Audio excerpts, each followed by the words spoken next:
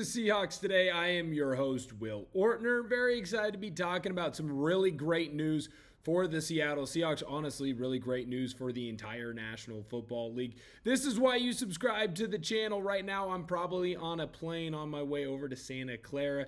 So you want to hit that sub button. We got a ton of great content coming out this entire week. Gonna have some player interviews, coach interviews, a bunch of my thoughts from just everything that we're doing throughout the week. So make sure that you hit that sub button so you don't miss out on any opportunity to gain some extra insight as well as get some extra entertainment on your favorite team. So today we're going to talk about the news that broke slightly over the weekend, but it is important to really dive into because the salary cap is going to affect the Seahawks in the long term. It's going to affect everyone in the long term. But short-term wise, you're getting a lot of really good news right now for not just the Seahawks, but the entire National Football League. Salary cap last year ended up at $279 million, slightly over that. Looks like you're going to get another increase this year to over $303 million. That is at least what the expectation is, or somewhere in that ballpark coming to us from Spot Track. So when I look at this, for the Seattle Seahawks, this is great news because, well, we'll dive into more how much money the Seahawks still have left over. But with the amount of good free agents that the Seahawks are going to want to re-sign and need to re-sign, as well as the contract extensions and new contracts that the Seahawks are going to want to give some of the top players like Devin Witherspoon, Jackson Smith, and Jigba, the more money that is available to them to use is always going to be a good sign. So right now, when you look at the National Football League, there's a reason why they say business is always booming. Because basically since 2021, the salary cap has gone up every single year. In 2023, the salary cap was at $224.8 million. And in just 4 short years, it's already at $303.45 million. So when we look at the salary cap for the National Football League, it just continues to go up. What does that mean? Well, it means the rich get richer to a degree, and that, of course, is for the players, right? So certain players now, they're going to be able to have bigger contracts. More money that is guaranteed, more money that is thrown at players right away. This is why it was smart for the Seahawks to go in and re-sign Abe Lucas and Charles Cross quickly and at the time that they did, because now they're able to operate and save some of that money that may have been used on them if they waited a little bit longer. Right now, those contracts are going to look better and better as more players get signed. More tackles are going to get signed and make more money. So in a year or two, we're going to look at the Abe Lucas extension, the Charles Cross extension, and go, whoa, those were great decisions by John Schneider and the rest of that team.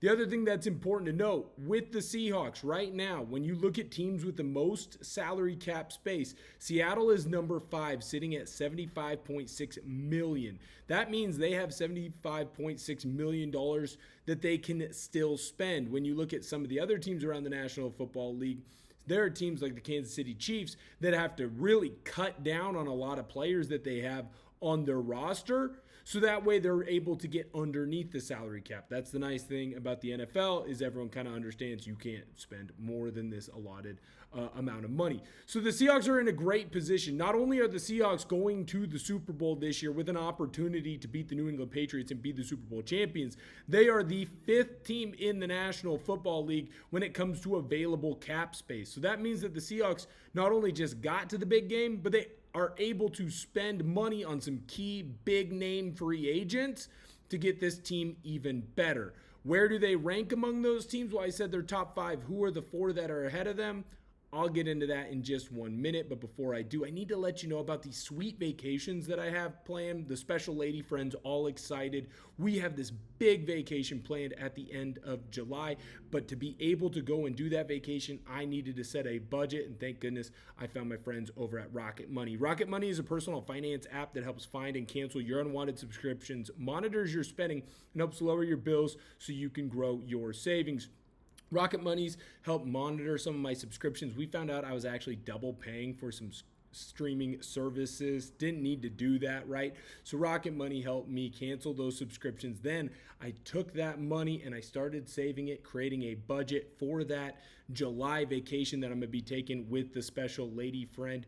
What Rocket Money has also helped me do to help grow that budget and those savings is set spending goals each month. So now what I'm doing is I'm saving a little bit here, a little bit there, month by month. I'm able to put that saved money into that budget, and that budget's actually able to grow right now. So I'm going to be able to do all the fun things that I wanted to do already for that trip, but I think we're going to be able to do some extra special things, the special lady friend and myself on that trip. So shout out to Rocket Money. It couldn't have been done without them.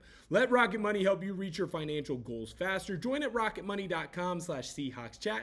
That's rocketmoney.com/SeahawksChat. rocketmoney.com/SeahawksChat. Shout out to Rocket Money.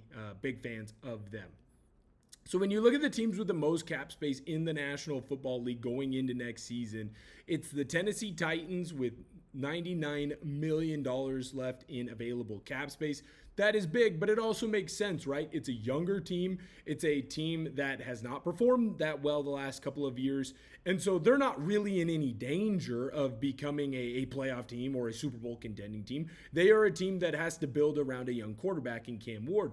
When you look at the Las Vegas Raiders, they're a dumpster fire right now. Now, I hope that Clint Kubiak and the rest of that crew, they're able to make it turn into something that's going well in Las Vegas. But to sit here and say that $87.8 million is going to be the difference between the Raiders being a playoff and Super Bowl contending team and not, that's just ridiculous. Now, this one is interesting. The Los Angeles Chargers are sitting there at third with $87.2 million left in available cap space. That is a playoff team, but that's also a team that the Seahawks don't really have to worry about because, well, they would not be a primetime contender until you got to the Super Bowl. They are a team that the only way that the Seahawks would really have to go through them in any meaningful capacity, of course, would be in a Super Bowl type of a game. They're the only other playoff team that ranks in the top 5 with the Seahawks. So that is fascinating. But again, it's an AFC team, something that you don't have to worry about in Seattle. Of course, the New York Jets then are fourth with $82.7 million left in available cap space. And then the Seahawks come in at fifth with $75.6 million in available cap space. Also a nice thing to kind of note here, the Seahawks are the number 1 team in the NFC, not just on the field, but also in available cap space. The other 4 teams that are ahead of them, those are teams that are on the AFC. So you're not even going to have to be really competing in certain situations with some teams that have as much space or more. What I think is important for this to note with the Seahawks is now you can use that money to re-sign some of your players that obviously are going to be eligible for new contracts. And we'll go through the top 5 that I believe the Seahawks must re-sign and must keep in Seattle. But it also allows the Seahawks to go after more free agents, right? It allows Seattle to kind of look at a Tyler Linderbaum if they want to make an upgrade at center. It allows them to look at a guy like an Alec Pierce potentially if they want to go in, throw some money at Pierce, maybe add into that wide receiver unit in a different way. There's an opportunity now for the Seahawks to throw more money around in free agency at other players that weren't in Seattle that they could go in and get. Now, I do think that when I look at my top 5, I think it's indisputable that these are the best 5 Seattle Seahawks that are going to end up being free agents. Now, of course, in the description, of today's video, we will have some notable free agents that Seattle is going to try and go after, but these are my 5 that Seattle must make sure that they stay in Seattle. Number 5, to me, it's Drake Thomas. When I look at Drake Thomas, I think that he's had a fantastic year this year, but to sit here and say that there aren't a bunch of will linebackers that can play just as well as Drake Thomas or even better would be a little bit crazy. Now, I do think that he fits the scheme, he fits the system, but I also think that Tyrese Knight would perform just as well or just slightly less as well than a Drake Thomas. I want Drake Thomas back in Seattle. I want to make that very clear. He's shown that he is a primetime player in the National Football League, and he's a key cog to this defense. But to sit here and say that you have to break the bank for Drake Thomas would just be a little bit silly to me. Riq Woolen is number 4, and I know this is going to be controversial to some, But I think that the way the year has ended for Riq Woolen shows me just how well he can perform in a Mike Macdonald defense, and I think that he's finally starting to get it. Yes, the penalties are a little bit ridiculous. You can't have as many personal foul penalties as he has. I also think that the taunting penalty is freaking stupid, and I don't think that he should have been flagged in that NFC Championship game, but rules are rules. So when I look at Riq Woolen, to me, I think that as the year has gone on, he's gotten better and better and better. And that's all you're looking for in a player, right? He is a freak when it comes to athleticism. Not many players are faster than him. Not many people at that cornerback position have the length that he has. He can guard a guy like a Devontae Adams and yet at the same time run with a guy like a Puka Nacua. You can see that the bones are there for a guy like Riq Woolen. I want him to stay in Seattle. I also wouldn't be shocked if there's a team day one that gives him the Jordan Brooks contract, which for those of you living under a rock, Jordan Brooks got offered a deal that he could not refuse, and that's why he's in Miami right now and not in Seattle. Is there a chance that a team would be willing to do that for Riq Woolen? Yes, 100%. But who knows? I mean, Seattle's got a little bit of money. Maybe they keep him around just because. Next guy that I got to talk about is Coby Bryant. I don't think anyone on the defensive side had a more impressive year this year from a standpoint of here's what your expectations were, and then you greatly exceeded them. Now, I know that there are certain players on the defense that you might say in the comment section, Will, I think this player is better than Coby Bryant, which, okay, that could be fair. But you do have to remember this with Coby Bryant. He played most of the year without his running mate in Julian Love, and he had to take over kind of that leadership role in the secondary, and he did it flawlessly. He played a decent chunk of this year without his best starting corner, and of course that would be Devin Witherspoon. Riq Woolen missed some time. Josh Jobe missed some time. Even Coby Bryant missed some time. But all of this is to say, Coby Bryant, I thought, had a fantastic year this year and is a great safety for what Mike Macdonald wants to do. I would like him to be kept in Seattle. Number 2 to me is Kenneth Walker. I think that Kenneth Walker has finally figured out what this offense is supposed to be, and unfortunately for him, it took him a little bit of time, right? He didn't really kind of figure it out until around the end of November, beginning of December. But since then, the guy has been electric. And with the injury to Zach Charbonnet, it makes it even more imperative that the Seahawks have a good number 1 running back. Kenneth Walker has made himself some money, obviously, with the way that he has played at the end of the year as well as in the postseason. And to me, I'm cool with overpaying to keep Kenneth Walker in Seattle. He knows what this offense is going to be or what it's going to look like, because I'll tell you right now, whoever Mike Macdonald hires to be the new OC, they're going to run a similar style as Kubiak, right? Because it had so much success, and that's clearly what Macdonald wanted. So bring Kenneth Walker back. Have George Holani back there for most of the year. Hopefully Charbonnet is able to get in around the midpoint of the year, and he's able to kind of pick back up where he left off. But to me, make sure Kenneth Walker stays in Seattle. The last guy that we got to talk about re-signing with the new salary cap and how important it is for the Seahawks to spend this money is Rashid Shaheed.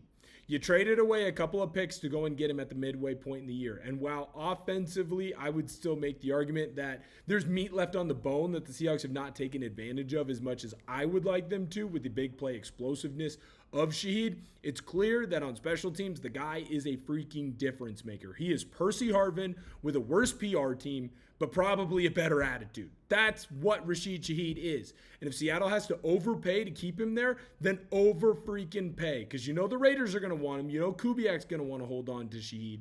In my mind, you gave up the pieces for him. Keep him here. Because remember, the whole goal and the whole plan was to get Shaheed to pair him with JSN and Torrey Horton. Well, Torrey Horton got hurt as soon as Rashid Shaheed gets into Seattle, so we never really even got to see what this offense could be with him. Imagine when you have 2 big play threats like that, partnered with a guy like a JSN, partnered with a guy like an AJ Barner, with a quarterback in Sam Darnold. I do think you can see this offense really explode and really take off. So to me, make sure that you are able to keep Rashid Shaheed in Seattle, even if it means you have to overpay. And frankly, you kind of get to overpay now because, well, there was some more money that was found in the couch cushions for the National Football League, and that's why the salary cap is so high. Thank you guys so much for viewing today's video. If you haven't had the opportunity yet, go in and smash that thumbs up button. We always really appreciate it here on the channel, trying to get this one of the most liked videos in the month of February. In fact, It's what, our second, third video of February. So go on in, hit that thumbs up button. Of course, we always really appreciate it here on the channel. Really excited for all the content that we're going to have for you. Make sure you hit that sub button if you haven't already. Thank you guys so much for viewing today's video, and I'll catch you guys next time.